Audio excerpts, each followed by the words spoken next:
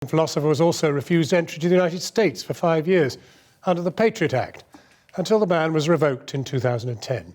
He's an advocate of Islam's place in the West and rejects any clash of civilizations.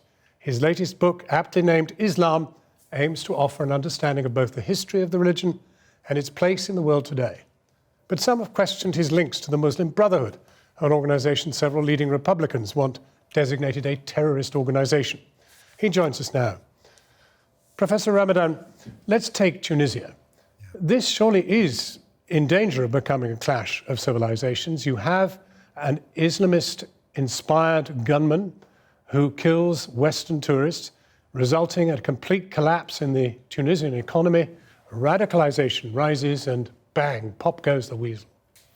I think we have to be very cautious with this, because if we look at facts and figures, this guy was not within a Muslim organization. He was high on cannabis when he did it. He was a break dancer. He was very far from anything that could, for us, being understood as being involved in political Islam or radicalization. Even the word radicalization means that he was first a believer, a practicing Muslim, and he became a violent, which is not the case. Then let's ask about IS itself. I mean, he claimed he was inspired to some extent by that movement.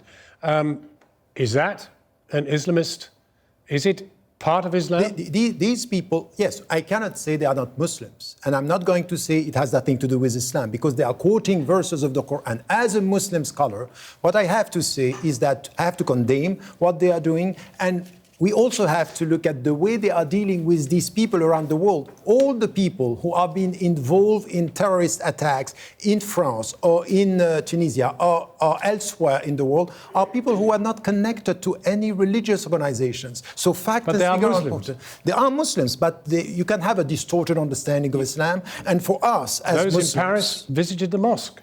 No, not very much. They were not connected to the mosques, and that's the point. That's the point. Well, even one here, particular in mosque 2000, in the northern suburbs that a number of them attended.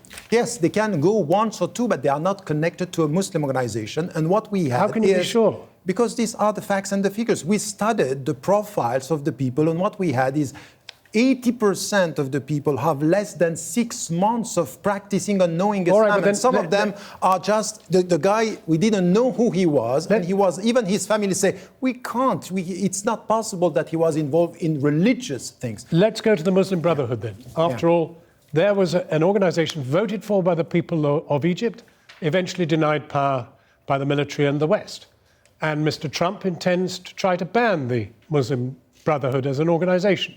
Your own family is descended from Muslim Brotherhood founders. I'm the grandson of Hassan al-Banna. I'm not a member of the Muslim Brotherhood. This was clear, and I was clear about it. But this was a once moderate organization which is surely being radicalized by pressure from the West. Once again, what is very important in what you are saying is that they were not radicals, and still the mainstream within the Muslim Brotherhood are not radicals and are not violent, and they are refusing this.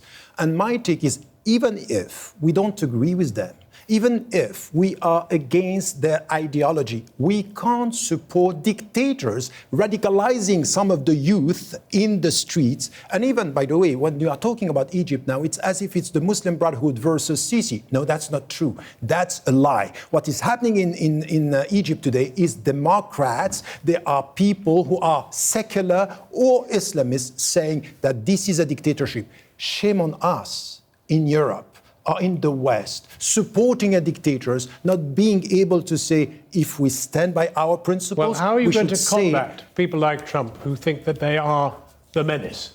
So I think that, this is what I have been trying to say in the book. I don't want, for example, always to be put in a situation where I am on the defensive, trying to say to people like Trump or people like what we have even in this country, in the UK or in Europe, you know what, we are nice people, we are good Muslims. No, what we have to do now is, as citizens, with you and me, journalists and politicians, to be able to come with a word saying, you know what, Islam is a Western religion. You're not going to ban us from our own countries, because we are at home in the States, we are at home in the UK, and we are going to build the future together. The message is out there. Thank you very much indeed, Professor Ramadan.